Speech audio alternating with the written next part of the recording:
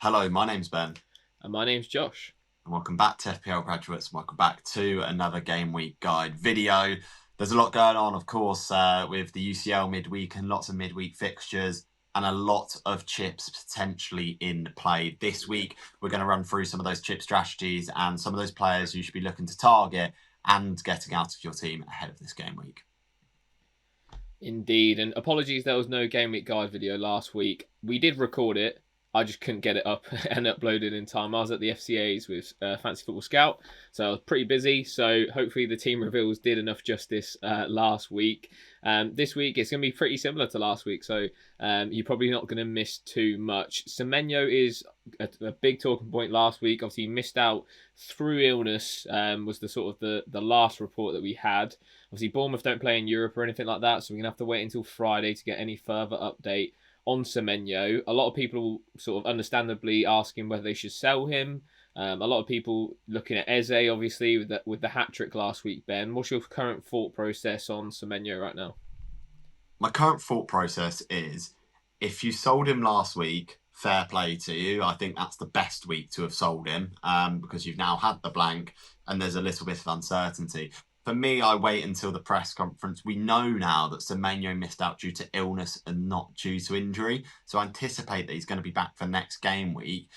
So if you are, say, on a free hit, I genuinely would consider sort of keeping him in that free hit just in case he is fit and available. Because if he is, he's almost becomes that ideal fourth or fifth midfielder for you because the budget is quite sort of high for that. And Sunderland away looks to be on paper a decent fixture for Semenyo. So for me, I think in any position right now, if you own him, I wouldn't be looking at selling him just yet. And could be very much a keep, especially with the good fixtures that Bournemouth have over the medium term. Yeah, definitely agree with that advice. Next up, we've got Richarlison, which some people seem to be quite hot on after his halfway line goal against Arsenal. He is 7% owned, which I was really surprised about when making this graphic. Obviously, he has been ticking along. He has got a goal in each of his last two fixtures against Arsenal and then Man United as well before the international break. So he has been ticking along, to be fair to him. I think the main concern for me with Richarlison is, well, A, the inconsistency of Spurs, and then B, as well, obviously, with European fixtures, cup fixtures, etc., and going into this sort of busier period. I just don't know about the minutes with him. Obviously, only 721 played so far this season. That is relatively low considering he hasn't really been out with an injury for a sustained period or anything like that. So, yeah, for me on Richarlison, I'd certainly swerve. I think there's a lot better options at the same price as well, like Thiago, Welbeck, even Raul Jimenez, who's got the minutes majority now at Fulham with Muniz out injured. What's your thoughts on Richarlison, Ben? Yeah, minute security is going to be absolutely key over these next few game weeks, and actually sort of probably next 10 to 15 game weeks. Minutes are going to be absolute king in this busy Christmas period that we've got coming up. So for me, definitely an avoid. Look at the minutes played so far this season. It's nowhere near where you need it to be for a striker you're going to be playing every week. So yeah, for me, definitely not one that I'd be looking to consider at this point in time. Indeed, Voltamada has popped up as well. Obviously, I think that's back-to-back blanks for him now. Obviously, a tough fixture last week with Manchester City. 4 goals so far this campaign with the assist. I think for me, if I owned him, I'd be holding. If I don't own, I certainly wouldn't be buying at the moment. I think it's similar sort of practice in terms of minutes comes to from Richarlison to Voltamade. I think there's definitely chance of rotation. Obviously, Anthony Gordon's not in the team at the moment with Harvey Barnes starting as well. So to facilitate Gordon in that team, he'd probably have to play down the middle at the moment. So yeah, big chance of rotation. What I would say though, Everton away, Tottenham at home, Burnley at home, and then they have Sunderland after that. It's a good run of 4 fixtures, and to be honest, he's quite a nice differential, probably at most ranks. With the template very much so Haaland, Mateta, Thiago, even Welbeck potentially. So yeah, I personally, if I had him, I'd keep him. If you haven't got him, I probably wouldn't buy him. What's your thoughts on Voltamada, Ben? Yeah, very similar trail of thought with my thoughts on Voltemada. I wouldn't be looking to bring him in if I didn't own him. If I owned him, he's a tough keep, but he is a keep in my opinion. So for me, look, the fixtures are decent for Newcastle. The minute security isn't decent for Voltemada. So for me, look, I wouldn't be sort of rushing to jump in on this one. If he hits a good bit of form, then my narrative could change quite quickly on that. But as it currently stands at the moment, not one that's on my radar. Indeed. So I'm going to take a look at an interesting stat that I just sort of plucked out of the air earlier today. It's just about having slash playing more of your defenders in FPL at the moment, or maybe even moving your budget to more premium defenders. Because as you can see on the table here on screen, we've got the top scoring players so far this season, just literally decided by points. Obviously, Erling Haaland nails the list with 102. And anyone with blue next to them is a defender, and 11 out of the top 20 are defenders, which I don't know how that correlates to years gone by, but it certainly feels like a larger number than maybe what we've had in previous years. What's your thoughts on defenders this year, Ben? Obviously, with DEFCONs being introduced, there's obviously more routes to points for them. When you just look at the list, I mean, 4 of them are, I think, Arsenal defenders, which is obvious for their clean sheet potential. The rest maybe have probably more of a DEFCON upside, other than maybe like a Van der Ven who's picked up a few goals here and there. What's your thoughts? Do you think it's time to maybe even look at a 4-5 back formation? Yeah, I think a 4 or 5 back formation is definitely viable now, and we're seeing managers gradually move over, and that sort of backs up by the trend we're seeing in terms of the defensive sort of numbers everyone's putting up and the points outputs that we are seeing.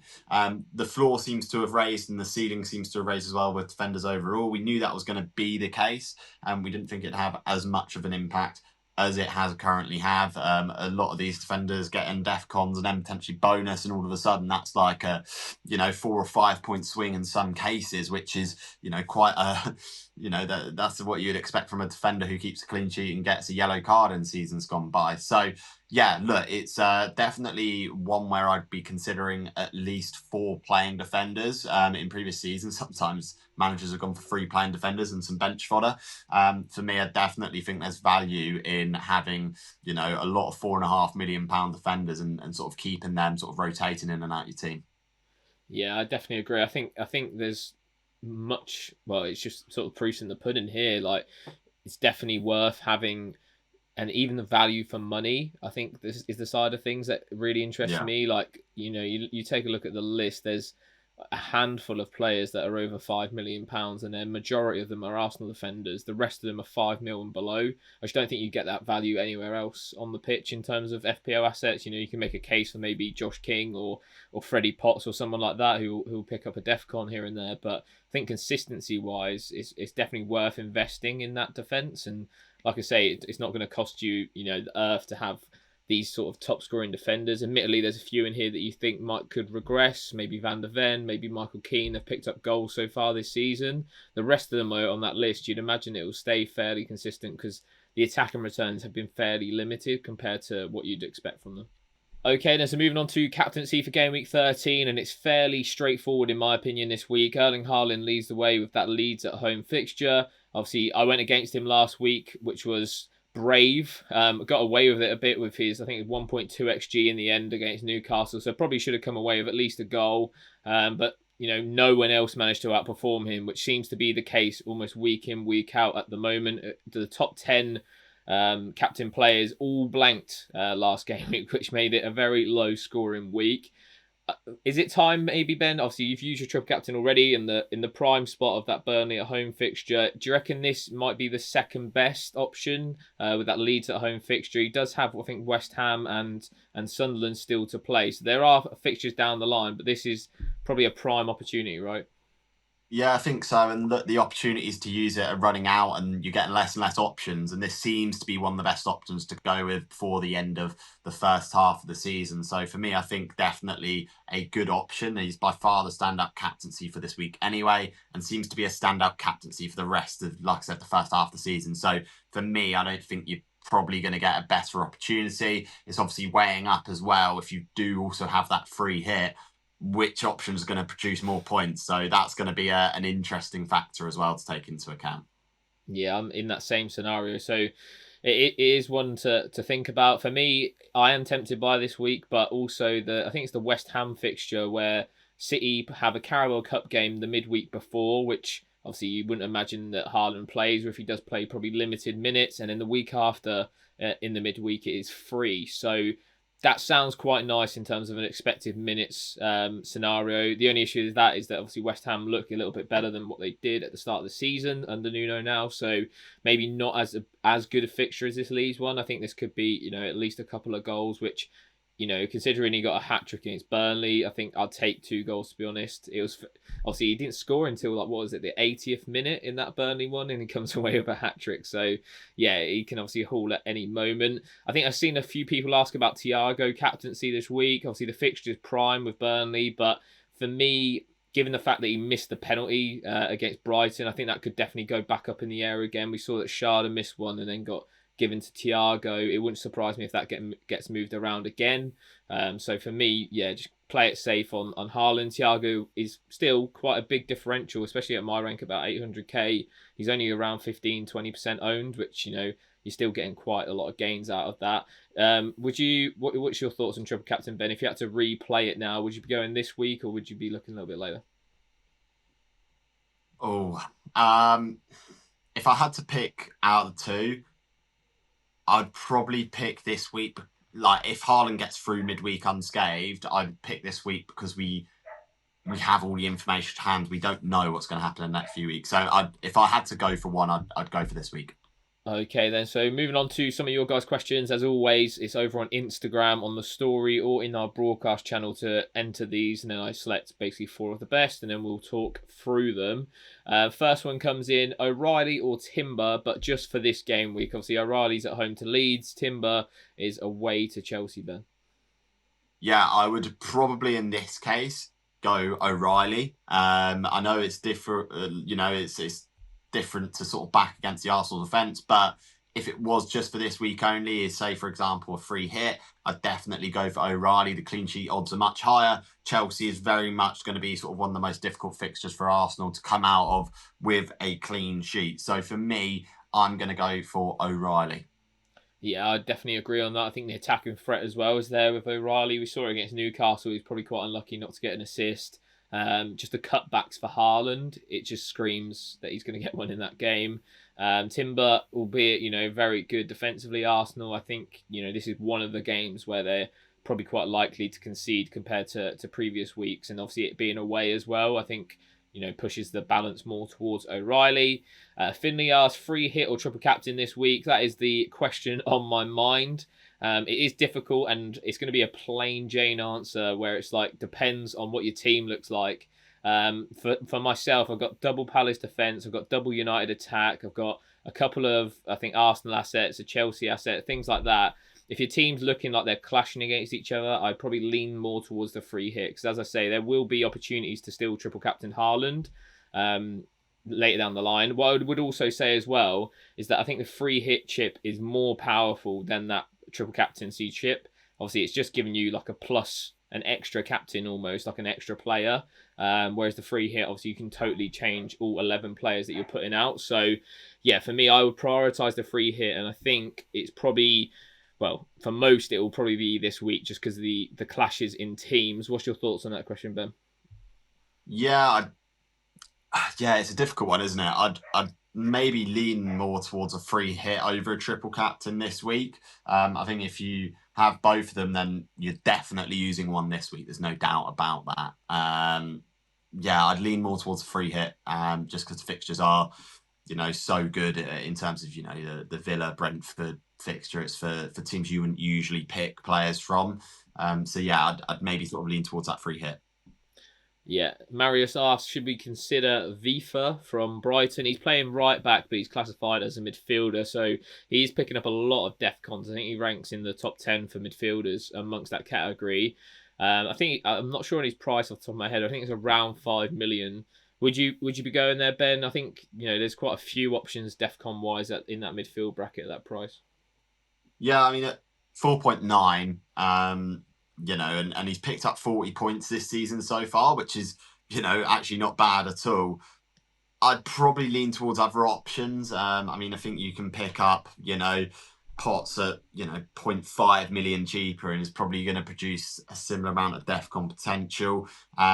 So for me, I'd probably sort of lean more towards if you're going to go for a Brighton player at that price point, you'd probably go for Van Heck at 4.4, who's producing a similar sort of level of output in terms of DEFCON potential, etc. So for me, probably not one on my radar, and maybe sort of not for me recommending considering him.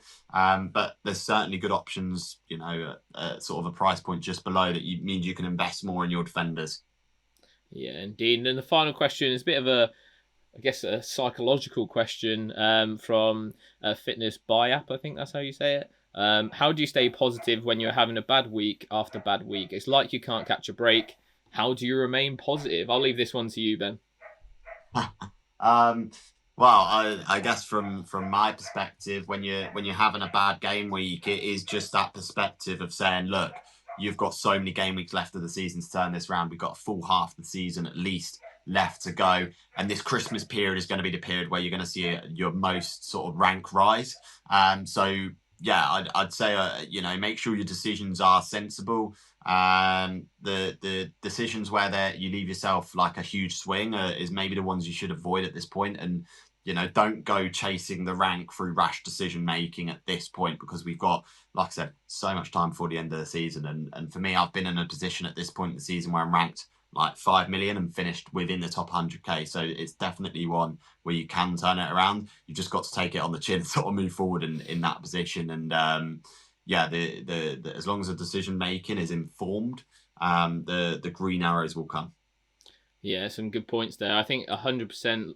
I think it's also like being realistic with your expectations. Like you're not going to have a storming game week every single game week, and even when your team looks good on paper, it can always underperform. So yeah, for me, I just go in it quite level headed. If I make the right decision in my mind pre-game week, then I'll live with the actions and consequences after that. So yeah, for me overall, I think just sort of if you're happy with the decisions that you're making, then by all means, you should just be happy overall. It's all about enjoyment at the end of the day. If you're not having fun with it, then, just stop playing or just play the game a different way so you're having fun with the game.